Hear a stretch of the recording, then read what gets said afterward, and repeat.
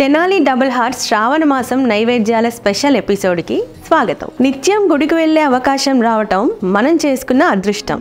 దైవ దర్శనం అనంతరం ప్రసాదాన్ని ఆరగించి రావటం మరింత భాగ్యం. తెనాలి డబుల్ హార్స్ రుచికరంగా ఉంటుంది, అనుబంధాల్ని పెంచుతుంది. నేను మీ విజయశాంతి.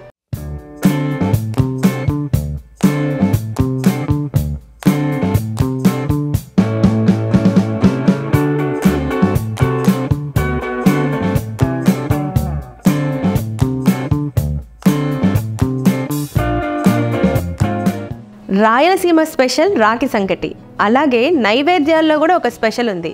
అదే పచ్చిశనగపప్పుతో పాయసం. మరి తెనాలి డబుల్ హార్స్ పచ్చిశనగపప్పుతో రాయలసీమ స్పెషల్ పాయసం చేసేద్దాం. రాయలసీమ స్పెషల్ పచ్చిశనగపప్పు పాయసానికి కావాల్సిన ఇంగ్రీడియంట్స్ చూసేద్దాం. తెనాలి డబుల్ హార్స్ పచ్చిశనగపప్పు, సగ్గుబియ్యం, బెల్లం, జీడిపప్పు, ఎండు కొబ్బరి ముక్కలు, కిస్మిస్, పచ్చిపాలు, నెయ్యి, యాలకుల పొడి.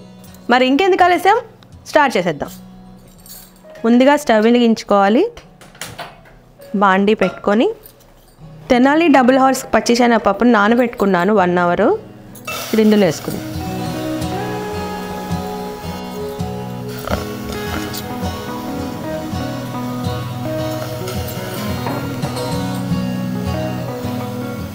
వాటర్ పోసుకుందాం. ఇది పలుకుగా ఉడకాలి, వెయిట్ చేద్దాం. చూసారుగా, ఇలాగా పలుకులాగా ఉడికించుకోవాలి. ఇలా ప్రెస్ చేస్తే ఇలా పలుకుగా ఉండాలి పాయసానికి. మరీ మెత్తగా ఉడికినా కూడా బాగుండదు. నెక్స్ట్ నానబెట్టుకున్న సగ్గుబియ్యం ఇందులో వేసుకుందాం.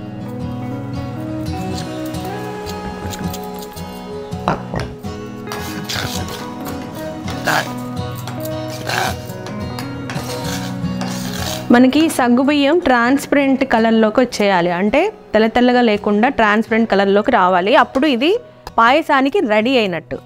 ఈలోపు మనం ఒక బాండీలో పాకం తయారు చేసుకుందాం. బాండీలో బెల్లం వేసుకుందాం. మనకి స్వీట్ ఎక్కువ తినేవాళ్ళు ఎక్కువ వేసుకోవచ్చు, మీడియంగా తినేవాళ్ళు దాన్ని బట్టి చూసి వేసుకోండి. వాటర్ పోసుకొని ఇది లేత పాకంగా తయారు చేసుకోవాలండి. పాకాన్ని అంటే కరిగి పెట్టడం కాదు, ముదురు పాకం కాదు, లేత పాకం అంటాం కదా, అలాగా కరిగాక కొంచెం లైట్గా బంకలాగా వస్తుంది, దాన్ని లేత పాకం అంటారు. ఇది కరిగిన తర్వాత అందులోకి షిఫ్ట్ చేసుకుందాం. చూసారుగా, ఇలా తీగ పాకం రావాలి. సగ్గుబియ్యం పచ్చిశనగపప్పు 2 ఉడికిపోయాయి. ఇప్పుడు పచ్చిశనగపప్పు సగ్గుబియ్యంలో పాలు పోసేస్తున్నాను.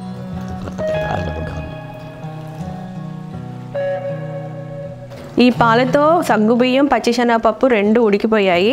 ఇప్పుడు ఇందులో లేత పాకం బెల్లం పాకం ఇందులో పోసేస్తున్నా.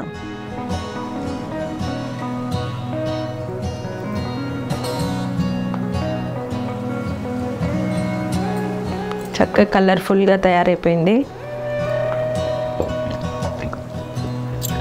పచ్చిశనగపప్పు పాయసం రెడీ అయిందండి.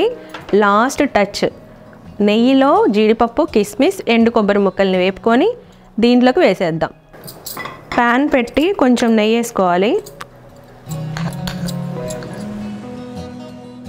నెయ్యి కరిగితే చాలండి, మరీ హీట్ అవ్వాల్సిన అవసరం లేదు, ఎందుకంటే వేయగానే మాడిపోతాయి కాబట్టి నెయ్యి కరిగితే చాలు.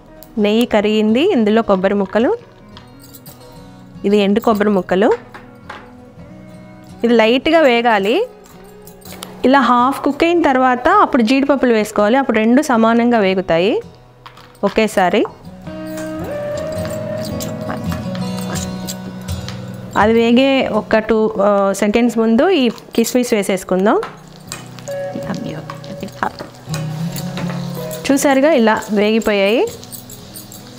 ఇప్పుడు దీన్ని మనం రెడీ చేసుకున్న పాయసంలోకి వేసేద్దాం.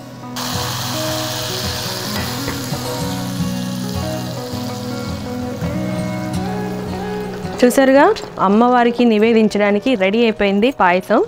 స్టవ్ ఆఫ్ చేసి సర్వింగ్ ప్లేట్లో తీసుకొని అమ్మవారికి నివేదిద్దాం.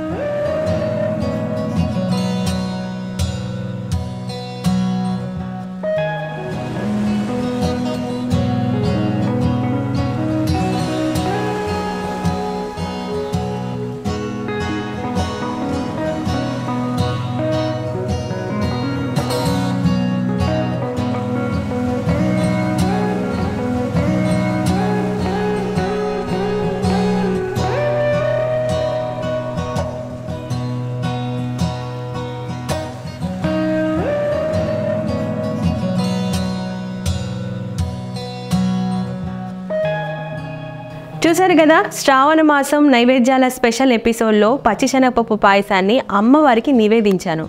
మరి మీరు కూడా ఇంట్లో తప్పకుండా ట్రై చేసి అమ్మవారికి నివేదించి అమ్మవారి ఆశీస్సులు పొందండి.